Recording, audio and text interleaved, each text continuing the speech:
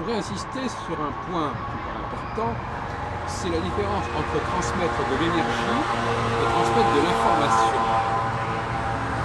On croit parfois que ce qui est important, c'est la transmission d'informations. Donc les gens, ils vont vous transmettre l'information sur un mode automatique, en lisant un texte, et finalement, ils ne vous transmettent pas quelque chose d'intéressant. Inversement, le fait d'être avec quelqu'un qui vous transmet de l'énergie,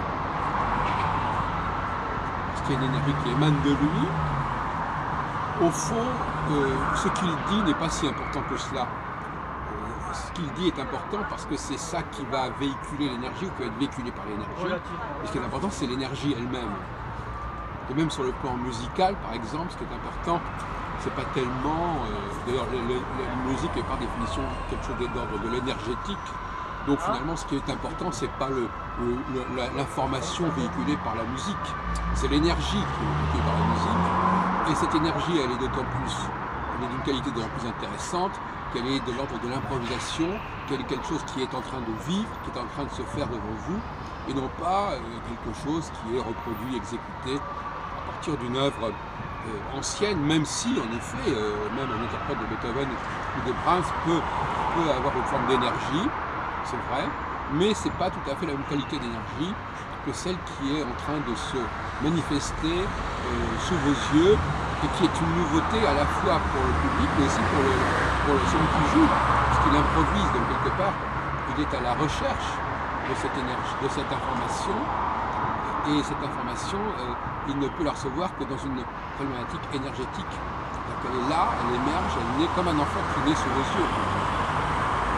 Donc, il faut bien comprendre que dans bien des cas, ce qu'on croit être un processus d'information est un processus énergétique.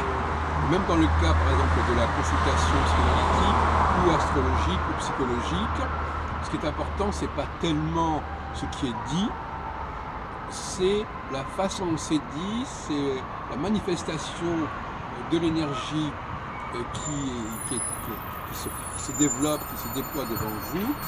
Et là encore, on est dans ce que j'appellerais une problématique de communication et non pas une problématique d'information. Donc je crois que le XXIe siècle va mettre beaucoup plus l'accent sur l'énergie que nous captons, parce que nous avons besoin d'énergie, avant tout, c'est une condition sine qua non, et non pas sur l'information qui nous est transmise.